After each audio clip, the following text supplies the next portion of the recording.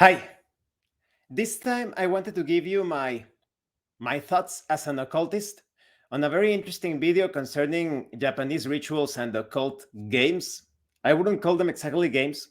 Some of them could be considered like harmless creepypasta, although that is yet to be seen. I hope this video will serve as inspiration for your horror tabletop role-playing games. For those of you that are watching my channel for the first time, I focus on tabletop role-playing games mostly.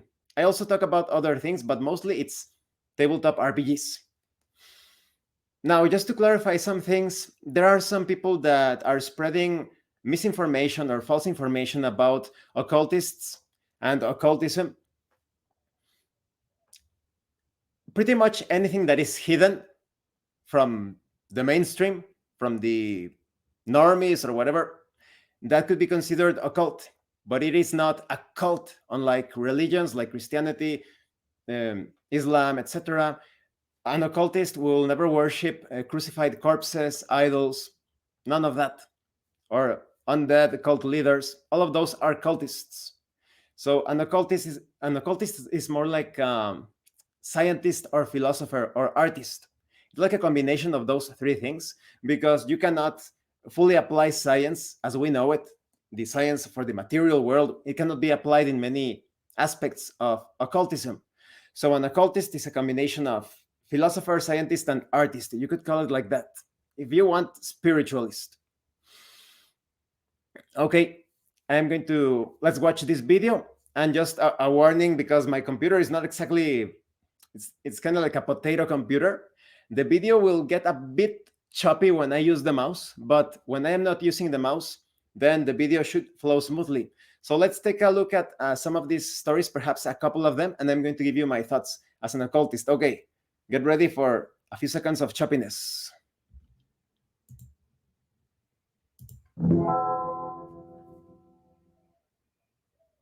At some point, we'll actually end up reaching 100 urban legends from Japan, and then I'll have to do a big old compilation to make it a true Hyako Monogatari Kaidankai.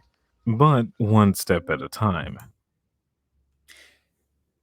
Now, something that I find a bit interesting about Japan and Russia is that they have great ease when it comes to calling forth supernatural phenomena, but they are quite terrible when it comes to banishing those entities.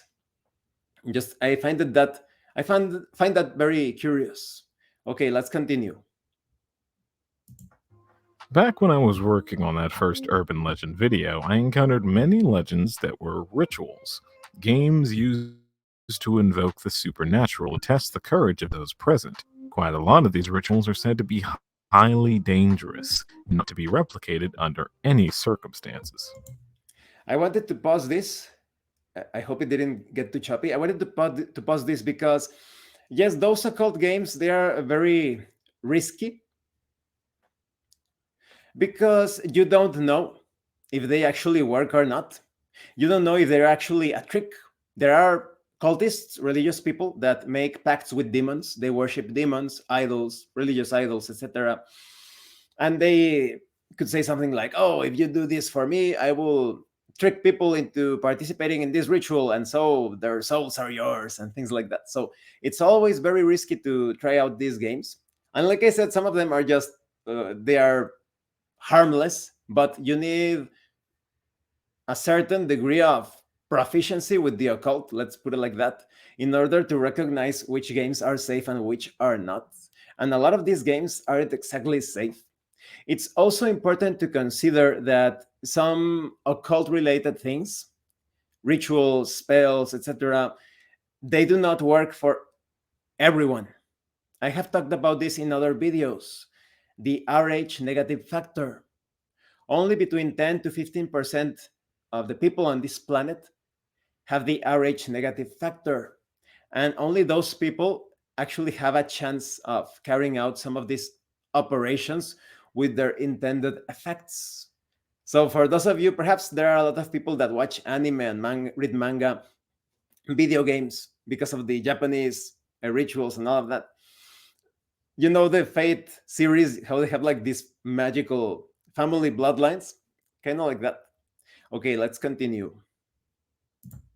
So, I'm going to tell you all about them, including all the steps to do these rituals, and you'll just have to pinky promise you are going to go off and summon a bunch of ghosts, alright? Well, even if you don't take the warning seriously, they're just legends after all. I'm sure you'll be just fine. So then, shall we begin?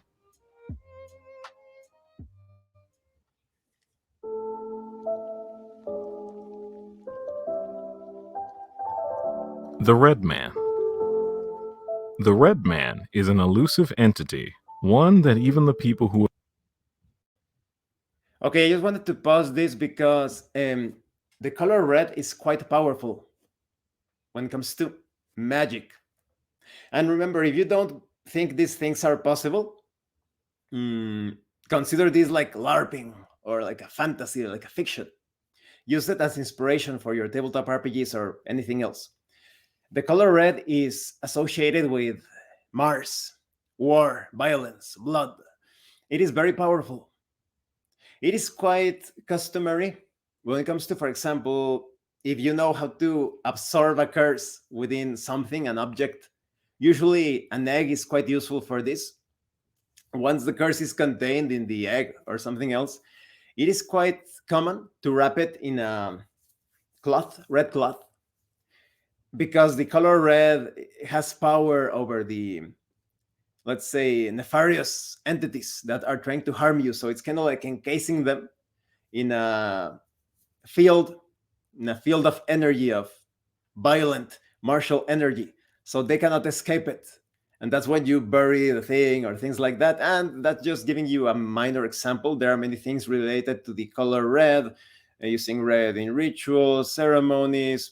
It is very powerful because of its martial tendencies of violence, affecting the environment aggressively, all of that. Okay, let's continue.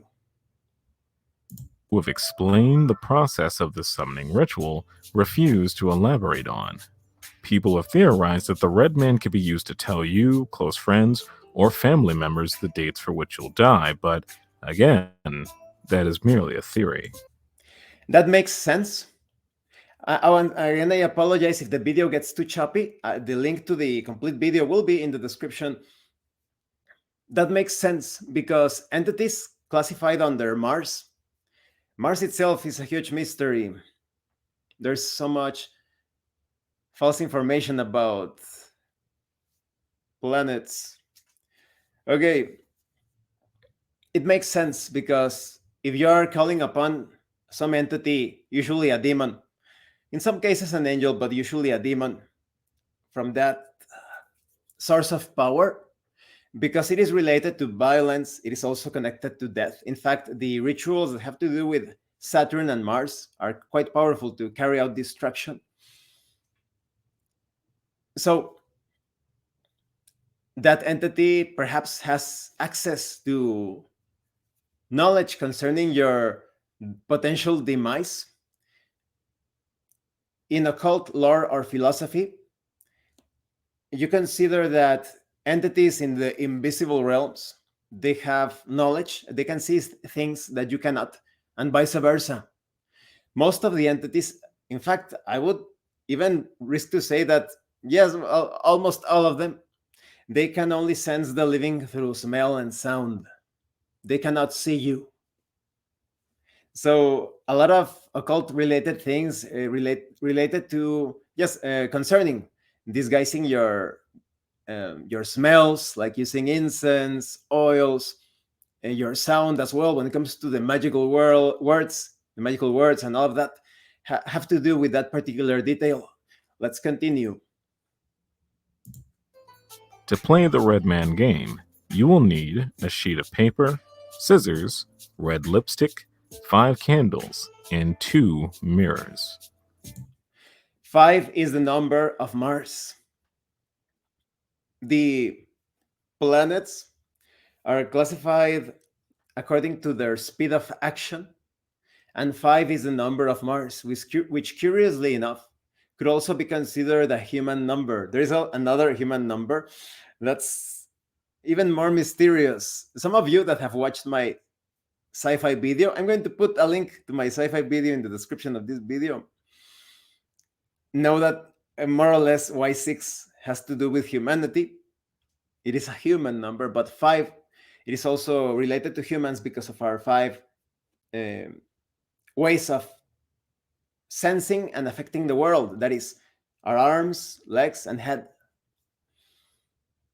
Whenever you work with the powers of Mars, you are using the number 5. So it makes sense that you have 5 candles here. Let's continue. The game must be played at night and before daybreak. Step 1. Many of these entities are damaged by the sun, by the light of the sun. So you usually summon them at night. Not all of them, but a lot of them. You call upon them at night. You could also call them during the day if you are highly experienced. You know what you are doing. It is possible.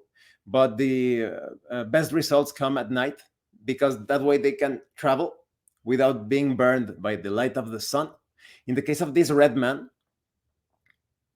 the summoning would fail because the sun would burn the red man. He wouldn't come out of wherever he is, of his place of temporary residence, let's put it like that.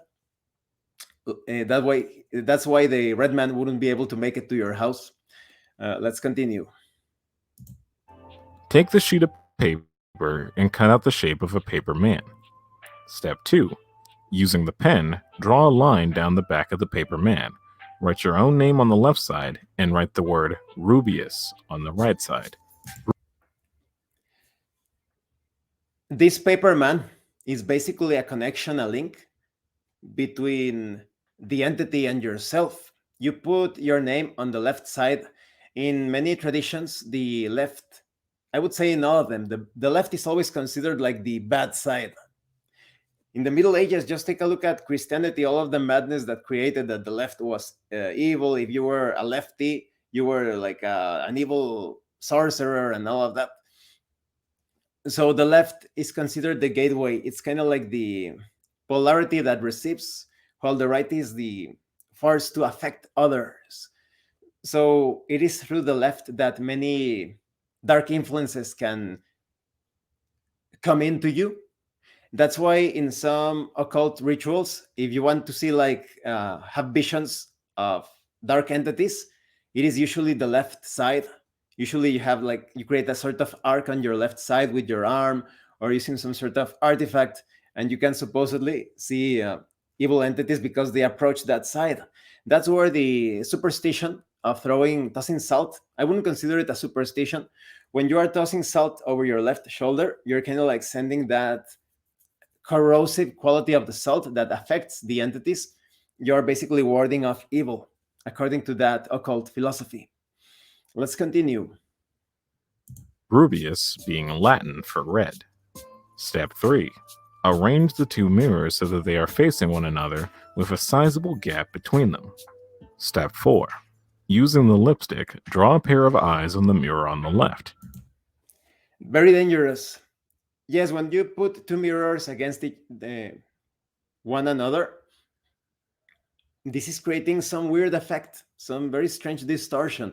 It is related to so many things. Everything that is backwards, upside down, it has to do with the upper side of the world, let's call it like that. So you're basically creating this distortion in reality, allowing a gateway. And it's not going to be like a video game or a tabletop RPG that some monster is going to materialize. It happens in a very subtle way. Just because you cannot see it, it doesn't mean that it's not there. Like many gases and oxygen and bacteria, just because you don't see it, you don't see them, they are not there. They have an effect. Now, the eyes on the mirror, they're very interesting. Perhaps it's so that the entity symbols have a powerful effect. That's why you see so many talismans and symbols and all of that in all sorts of rituals, magical operations. They have an effect on those subtle planes. So the eyes, in this case, are used to symbolize the entity being able to look into our world. Let's continue. The eye should be at the top of the mirror. Step 5. Position the paper man so that he is lying face down between the two mirrors. The mirror with the red eye should be on his left, and the normal mirror should be on his right. Step 6. Now, unless I missed it, as I understand it, you write your name on the left side of the paper figure, and you are placing it face down. So that means the left side will be facing the left mirror. I would consider that very dangerous. Like I said, the left side is kind of like an opening. That's why you see some statues of, if I remember, Buddha. Yes, correct. He's kind of like in this pose. He is receiving and he is projecting, but with this ritual, you are receiving things from that other side. Highly risky, very risky, in my opinion. Let's continue. Place the candles around the paper man in a circle.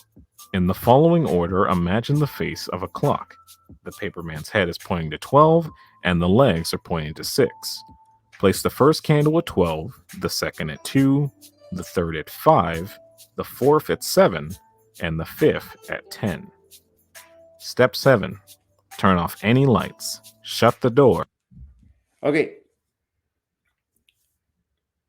It could be just for aesthetic purposes or to symbolize the way how a man, like I said, interacts with the world or receives information from the world.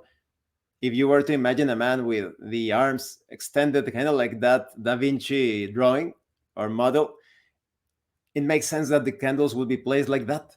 Although I wonder if those numbers are a certain code. Every time you see numbers or letters concerning these spirit or entity related operations, sometimes they are like the telephone number. It sounds a bit ridiculous, but it kind of like the telephone number of the entity. I wonder if that's the way of calling the number. Who knows?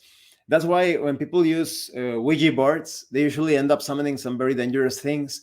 They get tricked into, you know how you're using the Ouija board and suddenly you're like, B R A, and the syllables themselves have a very particular effect. I highly recommend. Well, first of all, the Ouija is a bit risky. That's for experimented occultists. But if you're going to be using it, I would advise against it. But if you're going to use it for whatever reason, don't blurt out the words, the numbers out loud, because you may be calling forth something dangerous. Let's continue. And close the blinds. You cannot let any outside light tamper with the ritual or it will not work. Step 8. Light the candles in the following order: 7, 12, 5, 10, 2. Step. Okay, let's pause. 7, 12, 5. I think there is an error with this ritual. Those of you that know occultism have already noticed the order that he mentioned is the banishing using the pentagram. That ritual where you use the pentagram to banish things. That's the way of pretty much sending away anything in the room, in the vicinity, or even in the entire building. When you are quite experienced, you can purify buildings like this very easily. Quite easily. So the correct order would be in reverse. Be careful when you do this in reverse. I think that's why many people fail this ritual. It should be, yes, very careful with this. The ritual, in my opinion, is communicated wrong. You're basically rejecting, repulsing, is that how you say it in English? Banishing something with this order of the candles.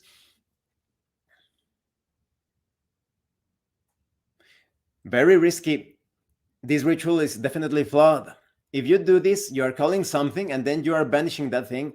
You're basically provoking getting into a fight with the entity. This is definitely incorrect. Now, when it comes to putting out all of the lights, turning off all the lights, I wonder if this entity is so harmed by even the rays of the moon. The rays of the moon, they are significantly different from the rays of the sun, more different than you think. For example, if you want to preserve something, maybe you want to create the dry food, like dry fruits, dry vegetables, you put them on the sun, under the light of the sun, and they dry up, and you can take them as snacks, you can take them on journeys and all of that. But when it comes to the light of the moon, if you put something overnight, it's going to rot. The bacteria are going to act quickly upon that. It's the energy of death. So it seems as if this entity is either also affected by the rays of the moon, not only the rays of the sun, but also the rays of the moon. Or perhaps you turn off all of the lights in order for your other senses to awaken and better perceive the entity. Very interesting. 9.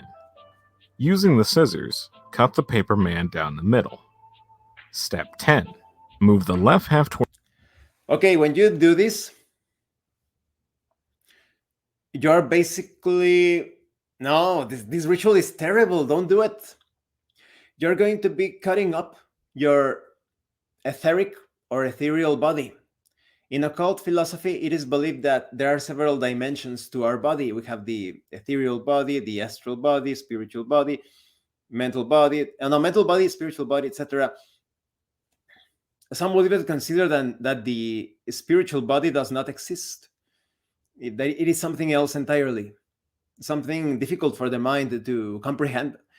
But when it comes to this paper figure, you are basically creating a way to affect your own ethereal body. If you are cutting it up, you're lending, in the best of cases, lending. You could even be giving away part of your ethereal body. This shortens your lifespan. But let's say that for whatever reason, you only lend your body to this entity, that the entity is going to use half of your ethereal body to manifest itself. Terrible ritual. Let's continue. Towards the mirror on the left, and the right half towards the mirror on the right. Both halves of the paper man should still be within the circle of candles. Step 11. Close your eyes and repeat the following 6 times. Please come, I will not move until you do. Step 12. Extinguish. 6 times, very interesting. This entity is surely not to be trusted. Normally it will be 5 times. Unless you're trying to exploit the carbon composition of a human, you will find the number 6 there, and you will see why they say it's a human number. Our bodies and spirits are in harmony. A human being is effectively the combination of demonic and angelic energies in occult philosophy. But yes, using the number 6 to summon this creature sounds pretty risky. Now it says that you need to put off the candles. Let's continue. Extinguish the candles. Extinguish the candles in the following order: 12, 7, 2, 10, 5.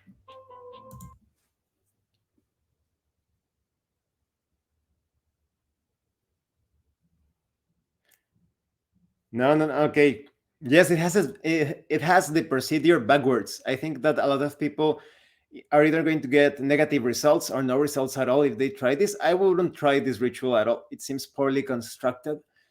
But in order to summon this thing, you're pretty much banishing it first, and then you are trying to send it away by summoning it.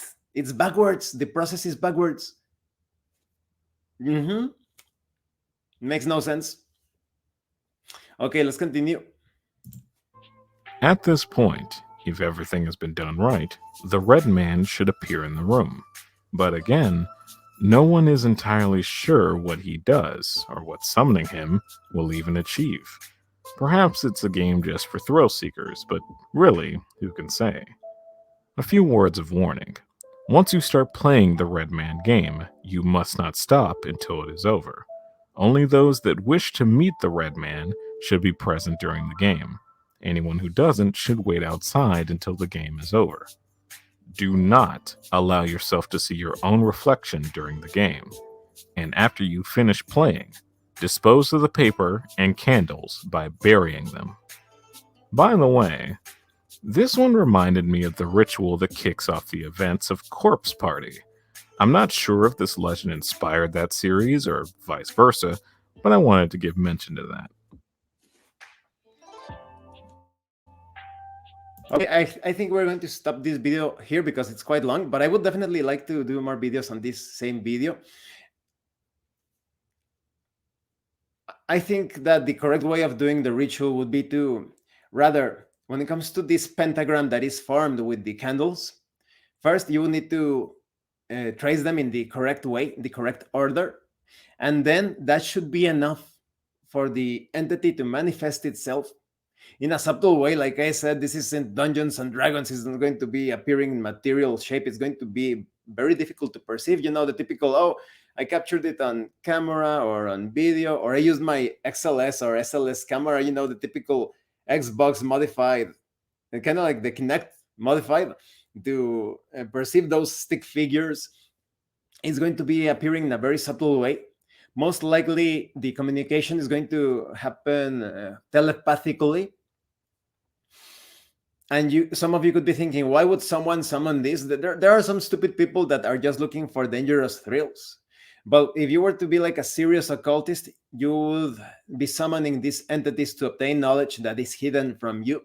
In the case of this martial entity, you would obtain secrets about war, martial arts, conflict, the shedding of blood, some diseases, all of that. So that's the reason why occultists sometimes contact these entities in order to obtain secret knowledge and power. It always comes with a price, and those that do not act responsibly will be punished for these things. That's why there are so many politicians, artists, singers, actors that are constantly having miserable lives. They end up committing suicide, although sometimes they are suicided by someone else. They have problems with drugs, alcohol. Their family situations are a complete mess. That's the price when you are not worthy of certain powers, and the things that you sacrifice, the things that those people do to obtain such fame, notoriety, and resources, they are quite aberrant, in my opinion. But someone who seeks virtue and who is grateful towards life, you will be surprised as to how many things you can contact for higher purposes. It's not all about the superficial aspect. It's about a certain fulfillment, seeking true illumination, not in the Illuminati way, but in a more virtuous way. Well, thank you for watching this video. I hope it wasn't too choppy. I hope I can get a better computer, perhaps in a couple of months or so, in order to better make these videos, but I still hope that you enjoyed it. My thank you to the YouTuber, Yuri, who uploaded this. I'm going to put the link to the original video in the description below if you want to see all of the other rituals. But like I said, I want to continue making videos on this particular video, giving my opinion as an occultist. I hope you enjoyed this video, and if you don't think these things are real or possible, just use this as inspiration for horror RPGs and whatnot. So once again, thank you for watching my videos. Let me know your own thoughts and comments on this. Have you attempted any of these things? I hope not. Or maybe if you are a skilled occultist, I hope you did it with great care. And thank you so much to those of you that are supporting my channel. If anyone else further supporting my channel, if anyone else wishes to further support my channel, the information on how to do that will be in the description below. And remember, it is better to roleplay and fail in character than not to roleplay and fail as a player. Once again, thank you, and see you later.